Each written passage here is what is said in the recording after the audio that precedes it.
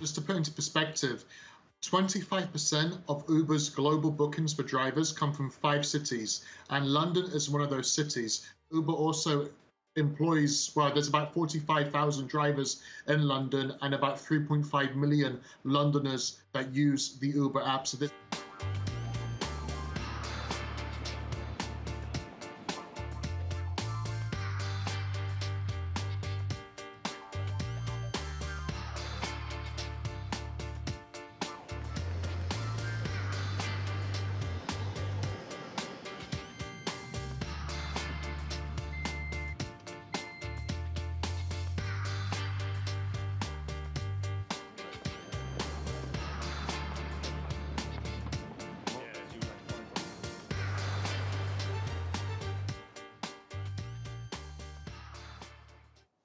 Well, for more on the latest turn in Uber's operations in the UK, let's go to our correspondent Sarah Morris in London.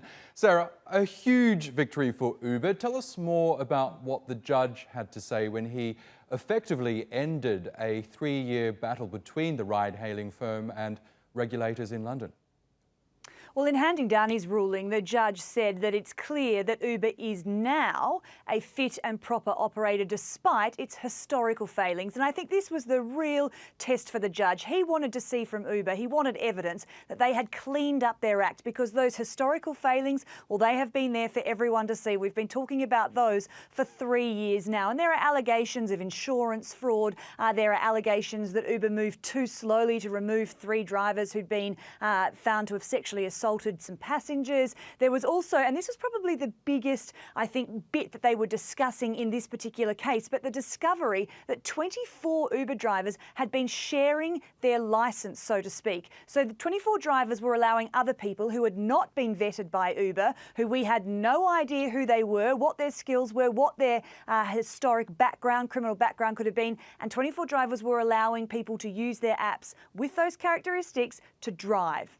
So when we ordered an Uber, that we thought we were getting one driver, and then someone else completely could have turned up. And that happened on well over 1,000 trips. And so this is what was the crux of the case, this idea that Uber just wasn't stringent enough on its drivers and on the safety and welfare of its passengers. But the judge said, look, in the last 3 years, they have done enough. I'm reasonably satisfied that they're doing all that's reasonably necessary to clean up their act. In fact, he said they were probably doing more than was declared reasonable.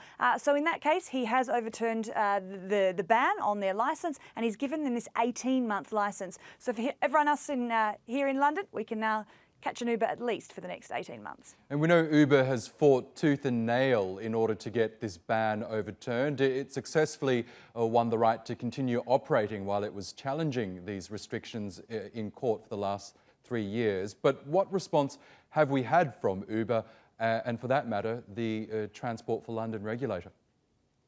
Well, from Uber, I think it was relief, and they were just glad to see there had been recognition that they had, as I said earlier, cleaned up their act. Also relief from the drivers who work for Uber. There's around 45,000 of them. That means 45,000 jobs could have been lost. It will be a terrible time mid-pandemic among all the other unemployment for those jobs to go. So certainly relief from them. I think also relief from the public. Uber is really popular here in London. You know, if you catch an Uber, it can cost about half the amount of a traditional black cab. So there are a lot of people who rely on Uber, particularly during the pandemic, because they haven't wanted to catch public transport.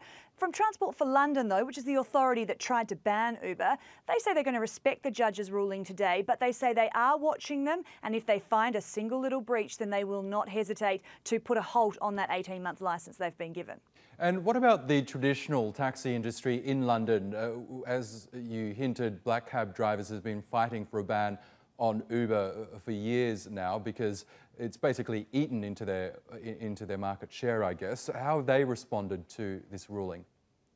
Well, the association that represents them has come out today and called the ruling a disaster. They say time and time again, Uber has shown that it fails its passengers, it fails its drivers, and that cannot be trusted, and that it puts profits above everything else. But I think the most interesting thing the association said was they believe today's finding has come about because Uber is now too big to fail. So from the black cab drivers, they feel that this may have even been a political decision because they feel, of course, there are so many jobs wrapped up in this. There are so many people here in the UK that rely on Uber that regardless of whether or not they're fit to be on the road, they're going to be on the road because they're such a big part of life here now in London. And you can tell that the black cab drivers are really disappointed. You mentioned there that Uber's been taking their profit share. I think deep down they had all really hoped that this might have been a way to get Uber off the road, or not maybe completely off the road, but put some more restrictions on them that would perhaps make the fares more expensive, that would perhaps mean the black cab drivers could be more competitive. But that obviously hasn't happened.